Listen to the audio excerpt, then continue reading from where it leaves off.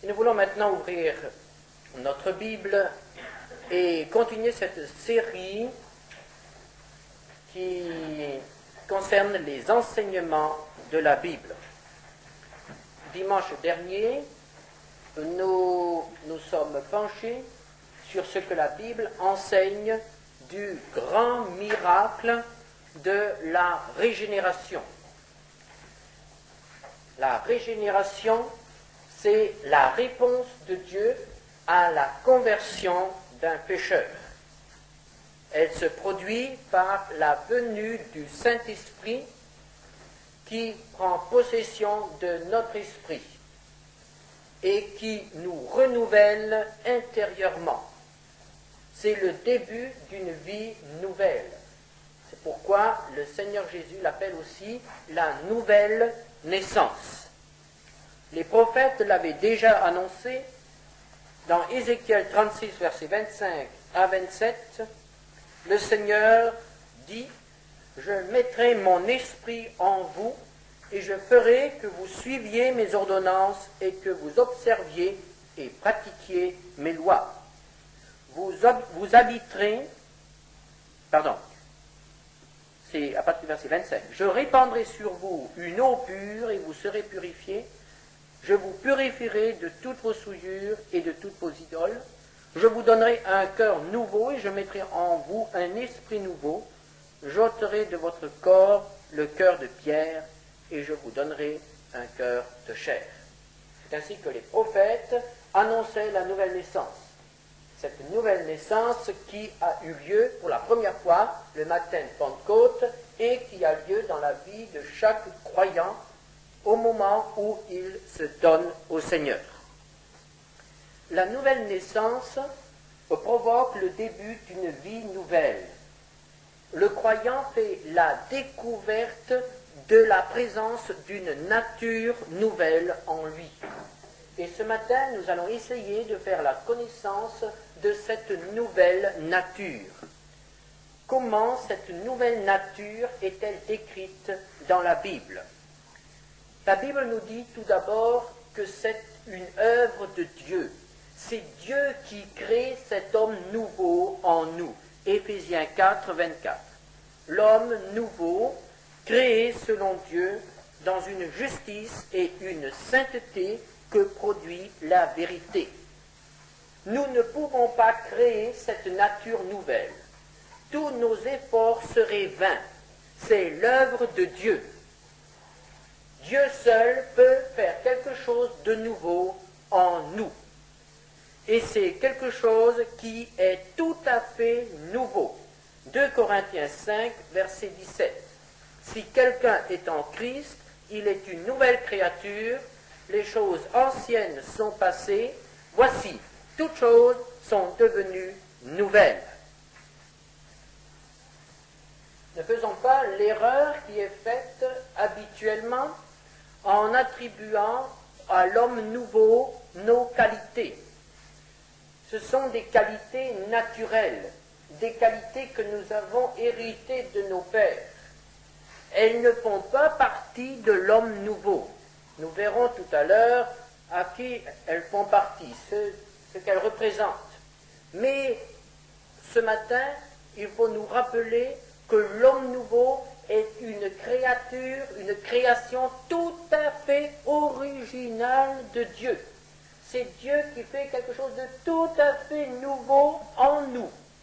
Et il n'y a rien de l'ancien dans cet homme nouveau que Dieu crée, dans cette nature nouvelle que Dieu crée en nous, et qui prend son départ au moment de la nouvelle naissance. Cette nouvelle nature est née de l'esprit. C'est une nature spirituelle qui s'affectionne aux choses de l'esprit. Romains 7, verset 22, « Je prends plaisir à la loi de Dieu selon l'homme intérieur. » L'homme intérieur aime la parole de Dieu, se nourrit de la parole de Dieu. Elle fait sa joie. Il ne peut pas se passer de la parole de Dieu. L'homme intérieur, l'homme nouveau, comprend comprend la parole de Dieu. Elle s'éclaire à ses yeux sous l'action du Saint-Esprit. L'homme nouveau ne se lasse pas des choses spirituelles. Lorsque le Seigneur est présent dans un culte, le culte n'est pas trop long pour lui. La réunion de prière ou les moments de prière, les moments de communion avec le Seigneur ne sont pas trop longs avec lui, pour lui. Il cherche cette communion avec Dieu. Il aime les choses spirituelles. Colossiens 3, verset 2, « Affectionnez-vous aux choses d'en haut et non à celles qui sont sur la terre. » En lui se trouvent les sentiments qui étaient en Jésus-Christ. La Bible appelle cela le fruit de l'esprit. Et nous le décrit dans Galates 5, verset 22, l'amour, la joie, la paix, la patience, la bonté, la bénignité, la fidélité, la douceur, la tempérance. Voilà ce qui se trouve dans l'homme nouveau, ce qui est né de l'esprit, ce que l'esprit produit en lui. Et la Bible dit que l'homme nouveau ne pêche pas. 1 Jean 3, verset 9, « Quiconque est né de Dieu ne pratique pas le péché, parce que la semence de Dieu demeure en lui, et il ne peut pécher car il est né de Dieu. » Voilà donc cette nouvelle nature qui a pris naissance au moment où le Saint-Esprit s'est emparé de nous. C'est une nature spirituelle, c'est l'homme nouveau, l'homme intérieur, comme l'appelle l'apôtre Paul. Or, nous sommes tous d'accord qu'une naissance n'est pas un but, mais un point de départ. Donc, lorsque la nouvelle naissance s'est produite, nous nous attendons à une croissance de l'homme spirituel, de notre nature nouvelle. Nous ne devons pas oublier cela lorsque nous avons affaire à de jeunes convertis. Très souvent, nous les anciens, nous faisons cette erreur. Lorsque quelqu'un vient au Seigneur, alors, les prochains jours, nous le mettons sous le microscope et nous l'observons. Il se trouve là dans l'éprouvette du laboratoire. Est-ce qu'il est vraiment converti? Et alors, on le regarde, oui, ses yeux brillent, mais il vient de se mettre en colère. Ah, s'il était vraiment converti, il ne se mettrait pas en colère. Et souvent, les parents font cette erreur avec des enfants, les jeunes enfants, qui se sont convertis dans un camp. Alors, ils ont écrit à la maison, « Maman, j'ai donné mon cœur au Seigneur. » Et alors, on attend. Quand il rentre, « Ah, mon garçon a donné son cœur au Seigneur. Ah, maintenant, il va faire tout ce que je vais lui dire. Il va être un ange.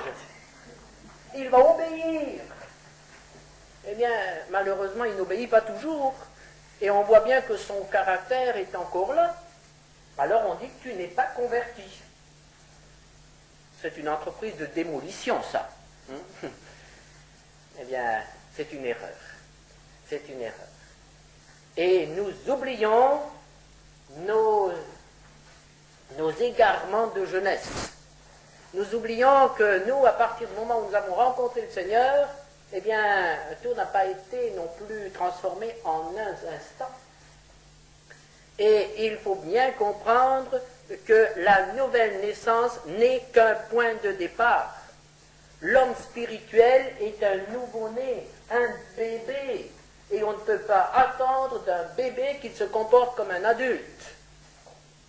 Alors ne soyons pas trop exigeants envers les jeunes convertis. Bien sûr, il ne faut pas laisser tout passer non plus, mais quand même ne soyons pas trop exigeants, car nous risquons de leur faire du mal et de les décourager. Ce que nous devons dire aux jeunes convertis, c'est qu'ils doivent faire tous leurs efforts pour s'alimenter à la source de toute véritable nourriture, la parole de Dieu. L'apôtre Pierre le rappelle bien, 1 Pierre 2, verset 2. « Désirez comme des enfants nouveau-nés le lait spirituel et pur, afin que par lui vous croissiez pour le salut. Et l'apôtre Pierre rappelle dans une autre épître, dans sa deuxième épître au chapitre 1er versets 5 à 8, que le jeune converti, comme le plus ancien, a des efforts à faire, a des progrès à accomplir. 2 Pierre 1, versets 5 à 8. À cause de cela même, faites tous vos efforts pour joindre à votre foi la vertu, à la vertu la science, à la science la tempérance, à la tempérance la patience, à la patience la piété, à la piété l'amour fraternel, à l'amour fraternel la charité. Car si ces choses sont en vous, et y sont avec abondance, elles ne vous laisseront point oisifs, ni stériles, pour la connaissance de notre Seigneur Jésus-Christ. Ce que nous devons dire à de jeunes convertis, c'est qu'ils ont à faire tous leurs efforts pour progresser. Et nous, les anciens, nous ne devons pas l'oublier. Nous aussi, nous devons faire tous nos efforts pour progresser dans notre vie spirituelle. Quel est le but de cette croissance? Quel est le modèle qui nous est donné, modèle que nous devons arriver à imiter? Éphésiens 4, verset 13. Jusqu'à ce que nous soyons tous parvenus à l'unité de la foi et de la connaissance du Fils de Dieu, à l'état d'homme fait, à la mesure de la stature parfaite de Christ. L'apôtre Paul dit par ses affirmations que nous devons devenir des adultes spirituels. Et vous trouverez justement tout à l'heure à la sortie en bibliothèque, à la librairie, un livre qui vient de sortir de presse et qui traite de ce sujet. Je ne peux que vous le recommander. Il faut devenir des adultes en Christ. Quand sommes-nous des adultes en Christ? Lorsque nous ressemblons à Jésus-Christ. Le modèle qui est placé pour les enfants de Dieu est Jésus-Christ, le Fils de Dieu. Jésus-Christ est en quelque sorte le grand frère que les petits frères doivent imiter. Et le grand frère parfait. Le grand frère que l'on imite avec plaisir. Le grand frère qui mérite d'être imité. Le Père nous dit, vous devez devenir comme mon Fils. La nature de Jésus-Christ. Et cela pas seulement un jour dans le royaume, mais dès à présent sur la terre. 1 Jean 2, verset 6, celui qui dit qu'il demeure en lui doit marcher aussi comme il a marché lui-même. Et comment ce processus de transformation va-t-il s'opérer? Par la parole de Dieu. 2 Corinthiens 3, verset 18, nous tous qui le visage découvert, contemplons comme dans un miroir la gloire du Seigneur, nous sommes transformés en la même image de gloire en gloire, comme par le Seigneur l'Esprit. Un chrétien qui ne lit pas la parole de Dieu ne peut pas croître et il ne peut pas parvenir à la stature parfaite de Christ. La lecture, l'étude et la méditation de la parole de Dieu sont absolument indispensables pour la croissance de l'enfant de Dieu. Si nous voulons parvenir à la stature de Christ, si nous voulons devenir des adultes en Christ, nous devons plonger nos regards dans la loi parfaite que Dieu nous a donnée. Quand est-ce que nous avons atteint la maturité spirituelle? Lorsque nous pouvons dire avec l'apôtre Paul dans Galates 2, verset 20, « Ce n'est plus moi qui vis, c'est Christ qui vit en moi. » Quand est-ce que nous sommes adultes? Lorsque l'homme intérieur, qui est Christ, a pris la place de l'autre homme, a pris notre place.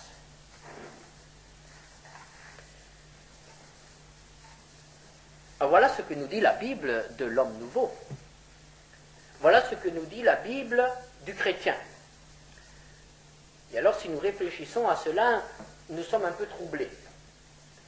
Nous sommes troublés parce qu'en regardant autour de nous, nous devons constater que même parmi les anciens chrétiens, même parmi les chrétiens qui ont des responsabilités dans l'Église, ou qui annoncent la parole de Dieu, rares sont ceux qui peuvent dire avec Paul, ce n'est plus moi qui vis, c'est Christ qui vit en moi.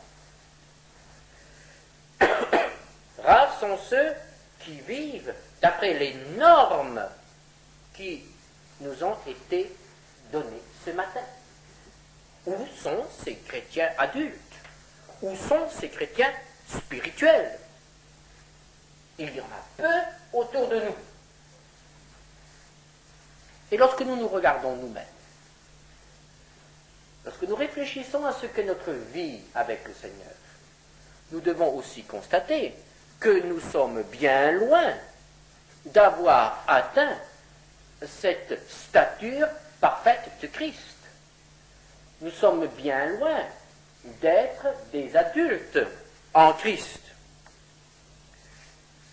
Nous découvrons en nous-mêmes des puissances, des influences contraires à la parole de Dieu.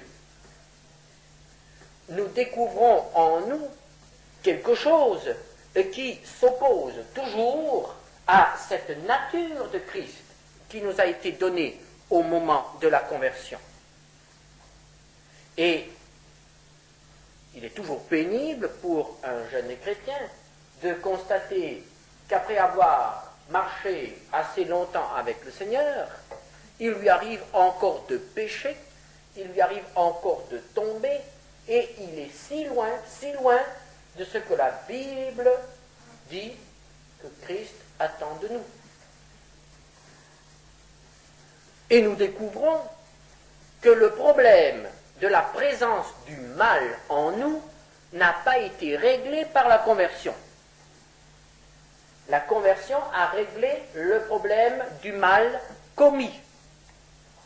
Nos péchés sont effacés par le sang de Jésus. C'est merveilleux. Nous avons la paix avec Dieu. Mais la conversion, la nouvelle naissance, n'ont pas ôté le mal de notre cœur. Et il est une théologie qui est erronée, qui dit qu'au moment de la conversion, Dieu enlève le mal, le péché et la racine du péché de notre cœur, et qu'il n'y a plus rien en nous. L'expérience prouve le contraire. L'expérience prouve que le mal reste en nous. Le mal reste attaché à nous-mêmes. Il y a une nouvelle nature, c'est vrai, mais l'ancienne est encore là, et elle se manifeste. La Bible confirme cela. Elle confirme notre expérience. Et elle parle de cette ancienne nature qui nous colle après, qui reste là. Elle parle de cette nature en employant plusieurs expressions, notamment la chair, le vieil homme et le péché, ou le corps du péché. Et elle décrit les œuvres de cette nature, les désirs de cette nature, dans Galates 5, verset 19, au verset 21, où elle parle des œuvres de la chair. Et elle dit, elles sont manifestes, ce sont l'impudicité, l'impureté, la dissolution, l'idolâtrie, la magie, les inimitiés, les querelles, les jalousies, les animosités, les disputes, les divisions, les sectes, l'envie, l'ivrognerie, les excès de table et les choses semblables. Voilà les œuvres de la chair. Et dans 1 Corinthiens 3, versets 1 à 3, l'apôtre Paul apostrophe les chrétiens de Corinthe en leur disant « Mais je n'ai pas pu vous parler comme à des hommes spirituels, mais comme à des hommes charnels, comme à des enfants en Christ. Je vous ai donné du lait, non de la nourriture solide, car vous ne pouviez pas la supporter. Et vous ne le pouvez pas même à présent, parce que vous êtes encore charnel, dominé par la chair. Et il donne la description de cette nature charnelle. En effet, puisqu'il y a parmi vous de la jalousie et des disputes, n'êtes-vous pas charnels et ne marchez-vous pas selon l'homme?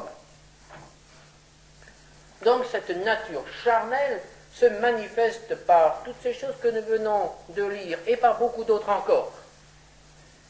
Et elle se manifeste même par de bonnes choses. Notre chair, notre ancienne nature est capable de faire de très bonnes choses, des choses excellentes. Notre vieil homme sait être honnête et même pieux.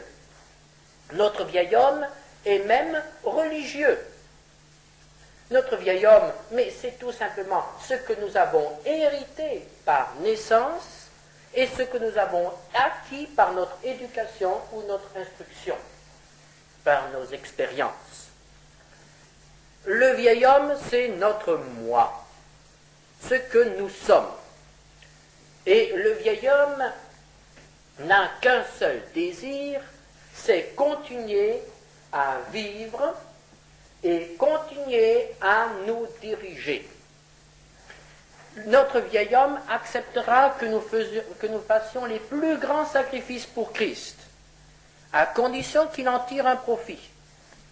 Notre vieil homme acceptera que nous allions au bout du monde comme missionnaires, à condition qu'il en retire de la gloire, ou tout simplement qu'il puisse continuer à vivre.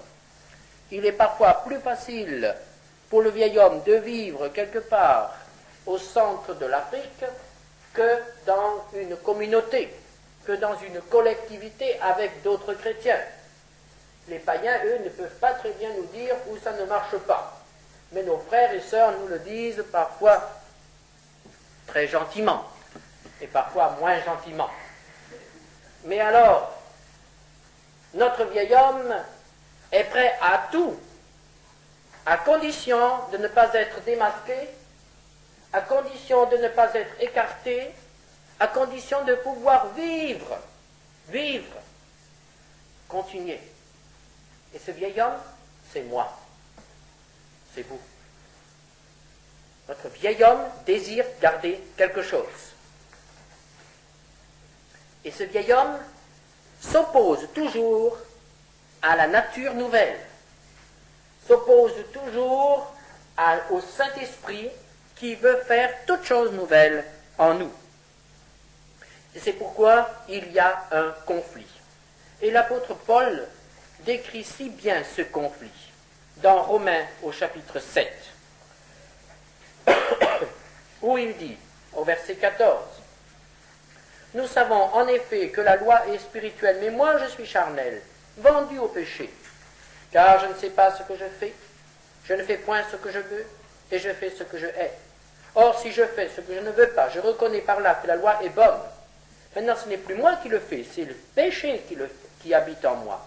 Ce qui est bon, je le sais, n'habite pas en moi, c'est-à-dire dans ma chair, j'ai la volonté, mais non le pouvoir de faire le bien. » Et il poursuit, « Quand je trouve donc en moi cette loi, verset 21, quand je veux faire le bien, le mal est attaché à moi, car je prends plaisir à la loi de Dieu selon l'homme intérieur, mais je vois dans mes membres une autre loi qui lutte contre la loi de mon entendement et qui me rend captif de la loi du péché qui est dans mes membres. » Et ce conflit est si fort que l'apôtre Paul arrive à s'exclamer « Misérable que je suis ». Cette nature mauvaise, notre ancienne nature, s'oppose aux relations avec Dieu. Romains 8, verset 8, « Ceux qui vivent selon la chair ne sauraient plaire à Dieu. » Ainsi, nous pouvons dire que le croyant a deux natures, la sienne et la nouvelle. Il est lui-même et Christ commence une œuvre nouvelle en lui. Il y a opposition entre ces deux natures. Il y a conflit. Ce sont deux natures qui ne peuvent absolument pas s'entendre.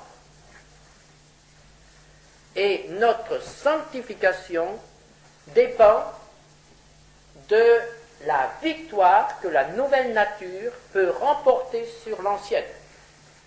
Si c'est l'ancienne qui triomphe, nous vivons dans le péché.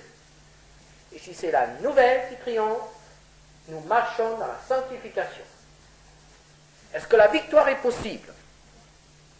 Est-ce que nous pouvons connaître la victoire sur cette nature mauvaise qui s'oppose à la volonté de Dieu en nous? Est-ce que nous pouvons connaître la paix? Est-ce que nous pouvons résister aux influences mauvaises en nous de notre vieil homme? Certainement. Il faut d'abord savoir que Christ a vaincu Satan. Or, notre ancienne nature est esclave de Satan. Si Christ a vaincu le maître, il a aussi vaincu l'esclave. Romains 6, verset 6. Notre vieil homme a été crucifié avec lui, afin que le corps du péché fût détruit, pour que nous ne soyons plus esclaves du péché. Satan a été vaincu, nous le savons. C'est un fait, nous n'avons plus à y revenir. Mais Satan nous trompe en nous faisant croire qu'il a encore un pouvoir sur nous. Et si nous le croyons, et si nous donnons à Satan un pouvoir, il le prend. Et il nous a servi. Il en est de même pour notre nature. Elle est vaincue. C'est un fait. Nous n'avons plus à y revenir. Ce n'est pas à nous de la vaincre. Elle est vaincue à la croix. Mais, si elle arrive à nous persuader que nous ne pouvons peut-être pas être plus forts que notre jalousie, que notre mauvaise langue, que notre esprit d'orgueil, et tout ce que nous pouvons nous imaginer. Si elle arrive à nous dire, ça fait partie de ton caractère, ça ne changera jamais. Elle a gagné, et elle reprend son pouvoir sur nous. Notre ancienne nature est vaincue. Et elle nous trompe en nous faisant croire que cette victoire de Christ n'est pas totale. Et dans la mesure où nous écoutons la voix de notre ancienne nature, nous lui donnons des droits, nous lui donnons du pouvoir, et le vieil homme reprend de la vigueur. Il est comme ces mauvaises herbes que l'on coupe et qui redémarrent de plus belle. Il faut savoir que notre ancienne nature a été vaincue. Et il faut aussi le croire. Tout ce qui est spirituel s'obtient par la foi. Jésus a dit, Marc 9, 23, « Tout est possible à celui qui croit. » La victoire sur la vieille nature n'est possible que par la foi. Romains 6, 11, « Ainsi vous-même, regardez-vous comme morts au péché et comme vivants pour Dieu en Jésus-Christ. » Et cette foi doit se traduire par des expériences, par des actes de dépouillement. D'abord, Éphésiens 4, verset 20 à 24, « Mais vous, ce n'est pas ainsi que vous avez appris Christ, si du moins vous l'avez entendu, et si conformément à la vérité qui est en Jésus, c'est en lui que vous avez été instruits à vous dépouiller, eu égard à votre vie passée, du vieil homme qui se corrompt par les convoitises trompeuses, à être renouvelé dans l'esprit de votre intelligence et à revêtir l'homme nouveau, créé selon Dieu dans une justice et une sainteté que produit la vérité. Si je sais que Christ a remporté la victoire sur ma vieille nature, si je le crois, j'obéis. Et je me dépouille de tout ce qui n'est pas de Dieu pour me revêtir de cette nature nouvelle qui est Christ. Et cela se traduit simplement par ces mots, non plus ce que je veux, mais ce que tu veux. Et ce dépouillement doit avoir lieu consciencieusement, jusque dans les détails. Romains 6, 13. Ne livrez pas vos membres au péché comme des instruments d'iniquité, mais donnez-vous vous-même à Dieu comme étant vivants d'un mort que vous étiez, et offrez vos membres comme des instruments de justice. Il faut vraiment offrir notre corps, notre être tout entier à Dieu, je dirais en gros et en détail. Et c'est le Saint-Esprit qui peut nous donner la grâce, le pouvoir de réaliser cette expérience. L'apôtre Paul disait dans Galates 5,16, « Je dis donc, marchez selon l'Esprit, et vous n'accomplirez pas les désirs de la chair. » C'est ainsi que se trouve expliqué ce conflit qui trouble tant de chrétiens. Pourquoi sont-ils toujours encore portés au mal, alors qu'ils sont des enfants de Dieu et qu'ils aiment Dieu? Pourquoi n'ont-ils pas la victoire sur le péché, alors que la Bible dit que ce qui est né de Dieu ne pêche pas? Alors ils se disent, mais je ne suis pas né de Dieu. Mais si, ils sont nés de Dieu. Mais ils donnent encore trop de place, ils donnent encore de la place à cette ancienne nature. Et la Bible nous dit, et je le crois, qu'il n'y a aucune tentation, aucun péché qui ne puisse être vaincu si nous sommes dans la bonne position envers Dieu. Christ a vaincu la mort, Christ a vaincu le diable, il nous a acquis le salut, mais ce n'est pas seulement un salut futur, c'est un salut présent, actuel, un salut de chaque instant. Que me servirait-il d'avoir le salut de mon âme, d'être avec Dieu pour toute l'éternité, si sur terre, je suis toujours encore avec Satan, si je suis toujours encore soumis à ses coups? Christ est venu et il a vaincu pour demain, mais aussi pour aujourd'hui.